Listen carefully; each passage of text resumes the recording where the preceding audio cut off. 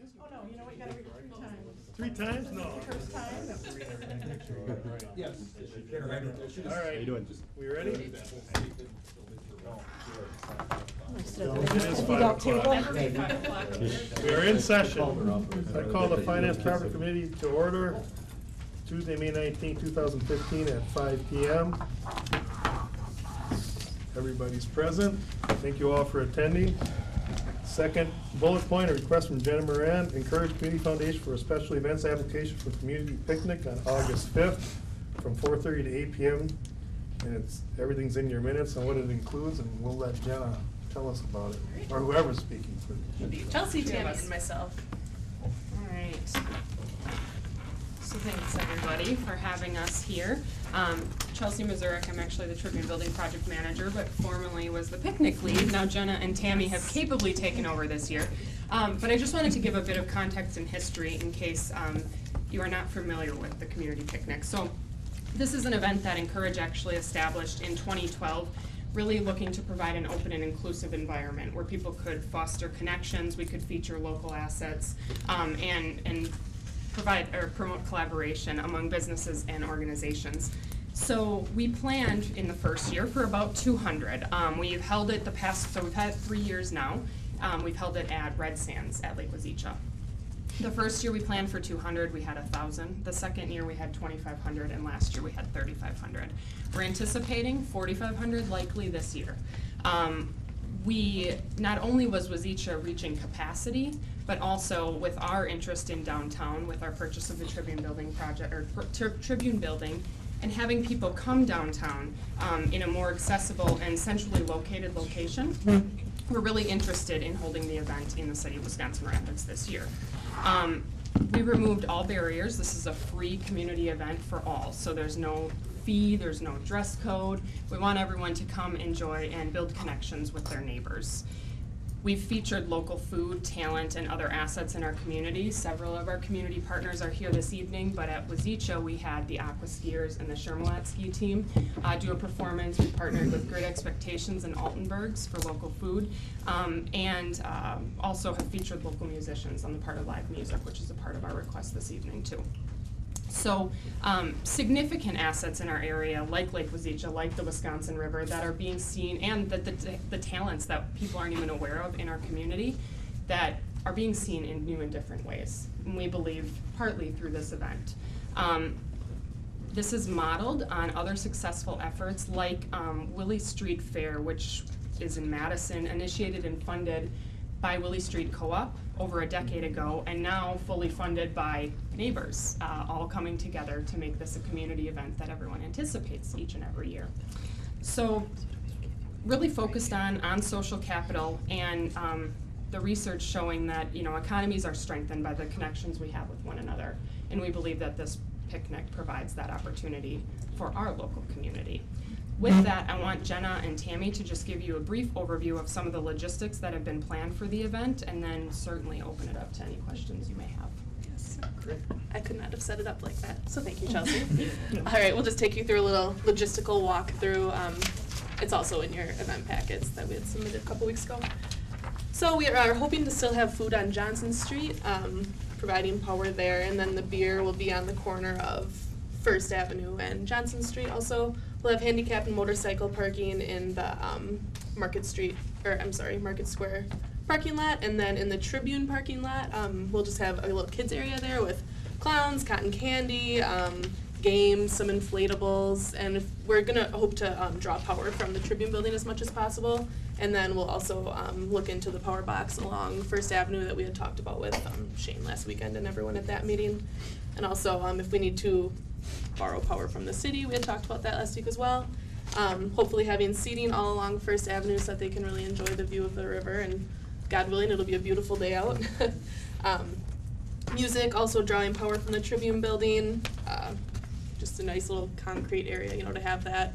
We don't really want to have cords everywhere, just, more tripping hazards. Tammy, if you can. Okay, sure. My name is Tammy Sluski, for those of you who don't know me. And Incourage had contacted me. They wanted to have more involvement with community people. So I'm working closely with Jenna and staff down at Incourage on the coordination of this event. along with Sarah Saluski as well. One of the newest parts of proposing this for downtown this year is the food. And what we are planning to do, pending approval, is to contact licensed food vendors within the community so we can have a wide variety of food from area restaurants. Again, this is all free to people that participate, and we are set to go out with a letter once we have approval. And Sarah is one of the main coordinators of the food event. She also works at the health department, so we will be working closely with them to make sure everyone's licensed and established and set up and approved for vending. As Jenna mentioned, we're also going to have the live entertainment down there, and we have already talked with Tilly's Village, and they are coordinating with Friends, so we'll have more of a community involvement on that area as well. I guess everything for us is based on the pending approval, the use of the power, and the parking, which we have. We've contacted the people at the Lowell Center to ensure that we're working with their schedules. We've already met with Mark Swanson, and he's reached out with Andy and Kurt to solicit their help with volunteers as well as staff to make sure that it's nice and orderly for the parking, for the coordination, people getting in and out. And then we've also reached out to Wood County in terms of having possibly demonstrations on site on the river for the divers, and then additional support for emergency vehicles if needed. So not only the parking, but also safety. We've had discussions with Mark and Andy and Kurt. And also going off of Tammy, when she had mentioned the volunteers, last year we had, I think it was about 120 volunteers. And this year I only see that number increasing. It's been really wonderful getting all that involvement from the community. We'll have a lot of help with this for sure. Anybody else?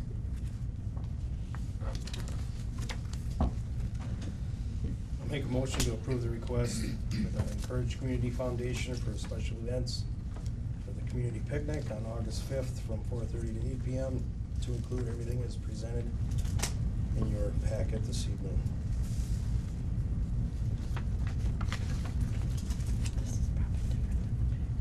I second. All in favor? Aye. Opposed? Further discussion? Okay. Motion carried. Thank you very much. Thank you. Appreciate the Thank you. partnership.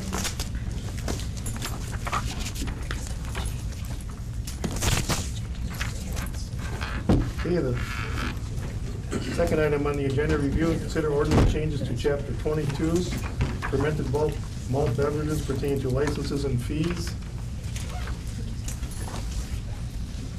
Who's speaking on that? I guess I can. This is relating to creating a temporary retail license. We already have, as you know, the temporary bartender licenses, and this would create now a temporary retail license. The issue obviously is the sale of a grocery store and the paperwork, because of the 15-day requirement that state statute requires before we can even act on any licenses for beer and liquor. There would be an overlap where the grocery store would be unable to sell those products. So by creating this retail license, this temporary license, we can give them this temporary license to hold them over while the paperwork process is going on. And so it doesn't change any existing businesses. It kind of fills, I guess, maybe a gap that really hasn't been a big gap. As another example, if I'm going to buy a bar maybe, and we need to transition that quickly, this would allow the bar to continue operation while the paperwork is in transition. So these, the item 3 and 4 have to do with the ordinances. Do you want to do them together? I think we should do them individually since they're individual Yeah. ordinances. So, Sue, do you got any? No, I think I put it out in the memo, as Shane said, it's something that the state statute always allowed, but we never had it in our ordinance to be able to do this, and so it's pretty common for other municipalities, and as Shane said, they're still getting all their paperwork in, and still otherwise qualified, but it's just those waiting periods, and the timing of your meetings doesn't always coincide. And when a closing date changes or something's moved up, it really can hamper the ability of the business to kind of continue. So, and this would only be for those situations where it's an existing business that, you know, to continue the operation between the two owners versus a new situation, a new business would still have to follow the regular license rules. Yeah, that's a good point, because, I mean, they're already in business, good standing. Okay. Mhm. And it's all, I guess, specifically, it's already, in this one situation, it's already approved license holder also, so it's not even a new Sure. license holder. All right, I'll make a motion to consider the ordinance change to chapter 22 as presented in the packet. I'll second the motion. All in favor? Aye. Aye. Opposed? Further discussion? Okay, item 4, and Shane alluded to it, review and consider ordinance changes to chapter 23, intoxicating liquor pertaining to license and fees. That's basically just what. Correct, the first one was for, I guess, the beer section, and then now this is for the intoxicating liquor section. I'll make a motion to approve the request to change, consider ordinance changes to chapter 23 as presented, intoxicating liquor. And I'll second that motion. Got a motion and a second, all in favor? Aye. Aye. Opposed? Motion carried. Item 5, consider a resolution authorizing the issuance and sale of $995,000 general obligation promissory note series 2015A. You're on. I'm on.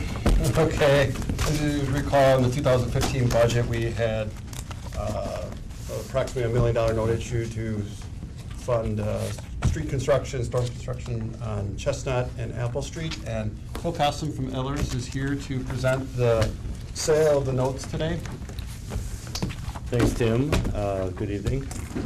And I'd like to just take a few minutes. There's 2 documents being passed around right now. One is a sale document, which kind of highlights the transaction today, and the second is the final resolution that is prepared by your bond attorney, which is Quarles and Brady. So that's what will be acted upon tonight. As Tim indicated, this is your 2015 capital improvement plan financing. We took bids today at 10 o'clock.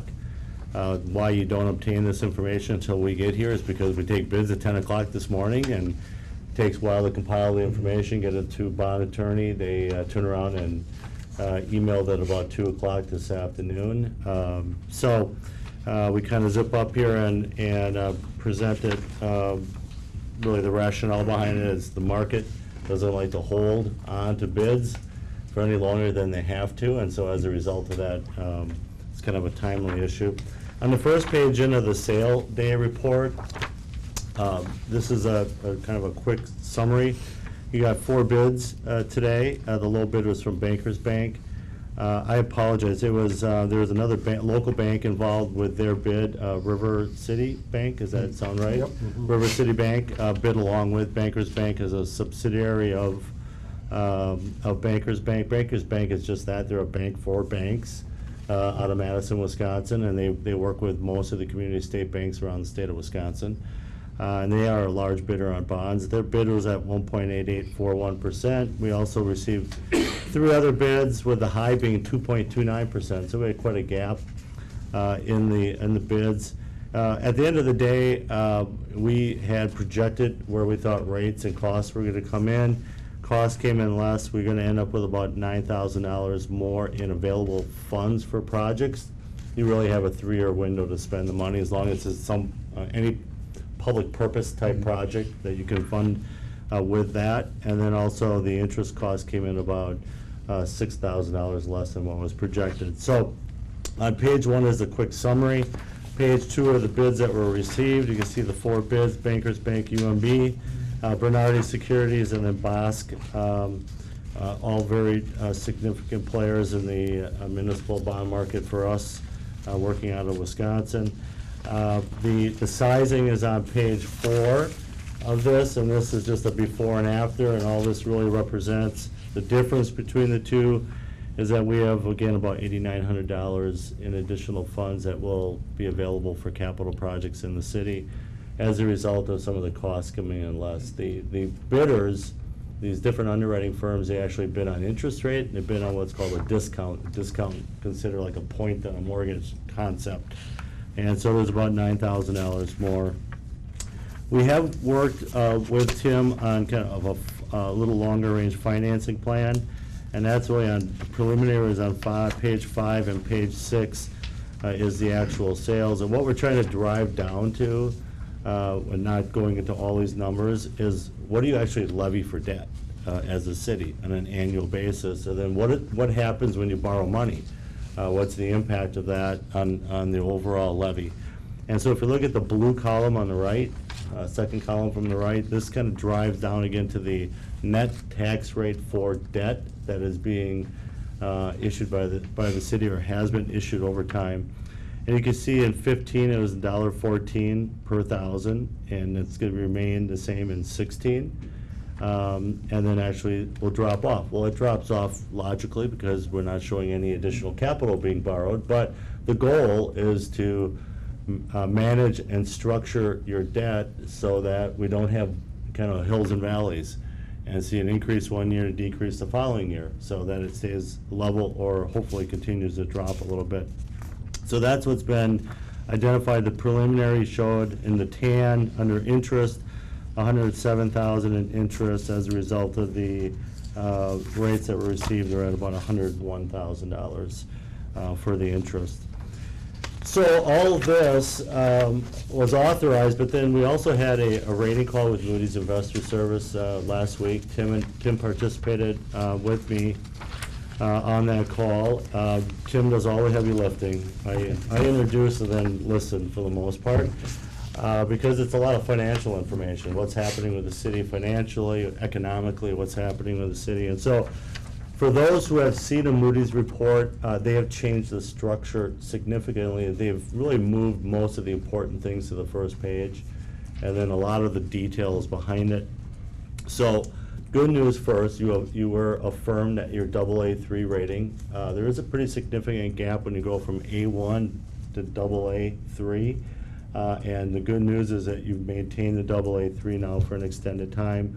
The pressure of downgrades was 3, 4, 5 years ago, even 2 years ago. But as we start coming out of the kind of recession and the economy starts to improve, we're seeing rates or a rating stabilize. So real quickly, what they've identified for strengths and challenges are on the bottom of that page. Under strengths, really your healthy financial profile, which is really your fund balance, your rainy day fund, the money you can go to if there are emergencies, has remained stable or you've added to that. And then the operations at the city's largest taxpayer have remained stable despite the bankruptcy. So there's a lot of discussion whenever we have a rating call about what's happening with NewPage, and that has remained the same. Under challenges, well, the positive is the negative here. The challenge is concentration in paper industry and cranberry processing. You could say the same if you're in the city of Plymouth and it's cheese. I mean, it depends where you are within the state. Weak demographic profile, county unemployment rate has historically been higher than the state and nation. So, wealth indices, you're on the low end of AA3 rated when you compare to everyone else on some of the wealth indices that they compared against. So for instance, I was in West Bend last night, they're AA3 as well. And so it's a wide range of communities, different profiles of communities that fall within AA3. And then they also identify what can make the rating go up and down. These kind of remain the same for the most part, from community to community. Diversification, expansion of tax base, growth. They view as a positive. Strengthening of the city's demographic profile, again, kind of the wealth indices, getting people's income levels up. And then declines in the financial reserves and deterioration of tax base could force, obviously, a downgrade going forward by Moody's. So, all in all, kind of what we expected. I didn't expect an upgrade. I certainly didn't expect a downgrade. And I'd like to thank Tim. He puts a lot of time and effort into pulling the information necessary for that together. So that was the results of the sale today. Yep, so basically, we'll be looking for a motion to approve the resolution with the very favorable results from the sale.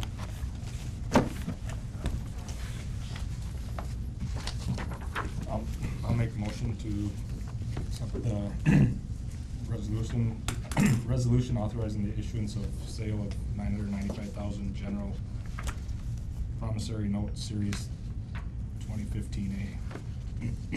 Second. Motion and a second. Any further discussion? All in favor? Aye. Aye. Opposed? Motion carried. Thank you. Motion to adjourn. Second? Aye. Aye. Adjourned at, what time is it? The clock don't work. 5:21. 5:21. Terry, just to make note on your report to hold out this item for a separate.